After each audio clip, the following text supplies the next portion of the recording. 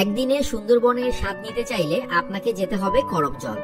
করমজল পশুর নদীর তীরে সুন্দরবনের পূর্ব বন বিভাগের একটি অংশ। সুন্দরবনের অনেক কিছুই আপনি এখানে পাবেন। নিরিবিলি বনের ভিতরে ঘুরে বেড়ানোর জন্য এখানে রয়েছে কাঠের তৈরি রাস্তা। আরো আছে সুন্দরবনের অন্যতম আকর্ষণ হরিণ। বাংলাদেশের সবচেয়ে বড় কুমির প্রজনন কেন্দ্র এখানে অবস্থিত। বনের মধ্যে ঘুরে বেড়ানোর সময় চারপাশে দেখবেন বানরের ঝাঁক।